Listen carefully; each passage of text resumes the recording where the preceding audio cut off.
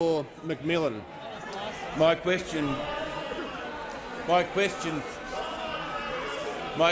Mr. Speaker, is to the Deputy Prime Minister and Minister for Agriculture and Water Resources. Will the Deputy Prime Minister update the House on why an affordable and reliable energy supply is vital to delivering the regional forestry agreements? Is the Deputy Prime Minister aware of any threats to jobs in Australia's sustainable timber industry? The Deputy Prime Minister has the call. Well, Mr. Speaker, I thank the honourable member for McMillan for his question and note his intense interest in the working men and women of the Gippsland and the Central Highlands and the jobs that are a threat there today. And I might note that the member for Cornwall, the member for Shortland, maybe the member for Griffith, and most certainly the member for Gorton, whose brother is in the building today trying to save jobs, should take notice of this as well.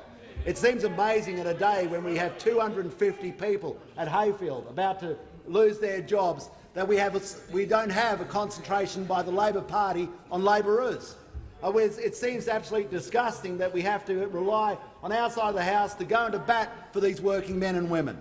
It seems an absurdity, an absolute absurdity, that the Labor Party in Victoria are starving, Members on my left, these the member forestry for workers Shortland. of their livelihoods. They are not getting access to timber. Apparently there's a greater fascination in the leadbeater possum than there is in the working men and women of Victoria, especially those associated with Hayfield. And might I remind the House, there is about 21,000 jobs associated with the timber industry, 21,000 good-paying jobs.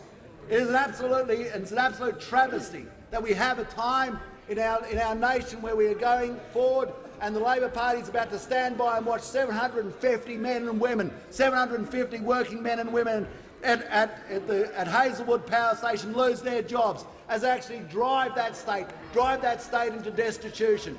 The calamity that was South Australia is going to become the calamity which is Victoria. And it's time that the Australian Labor Party actually starts standing up for workers. It's time that the member for Cornwall, who's looking down her books, starts looking after the member for Lawler is construction, forestry workers. It's time for the member for Shortland to start looking after forestry workers. It's time for the member for Griffith to start looking after forestry workers. It's time for the member for Gordon to support his brother and look after forestry workers. But they're not. They're not, Mr. Speaker. What they're doing is they're looking after the Greens. They have become tied to the Greens. They are now the party that represents Annandale. They've given up on forestry workers. They've given up on their heartland. They've given up on those that actually made them a party that was great one day. So when is the member for Gordon going to support his brother, trying to support these jobs and look after these jobs? When is the member for Gordon going to have the Constitution to stand up and support the Deputy Prime Minister will resume his seat.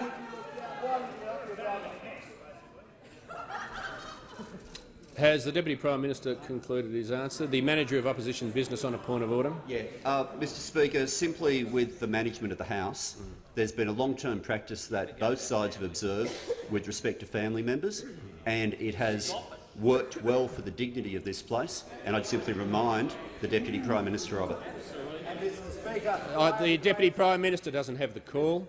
The Manager of Opposition Business, I gave latitude for that point of order. As he's aware that standing orders don't cover it, but he's entitled to put his point of view. The Deputy Prime Minister has the call. Mr. Speaker, I have the greatest admiration for the member for Gordon's brother, because at least he's here trying to look after jobs. But what the Australian Labor Party is doing in Victoria is actually member for Bendigo is warned. starving timber workers of access to their right. The member for Bendigo will leave under 94A. So what we have to do, Mr. Speaker, is remind the Australian Labor Party that there's actually a group of people out there called labourers. They actually want a job, they need power and they need access to timber. The Deputy Prime Minister's time has concluded.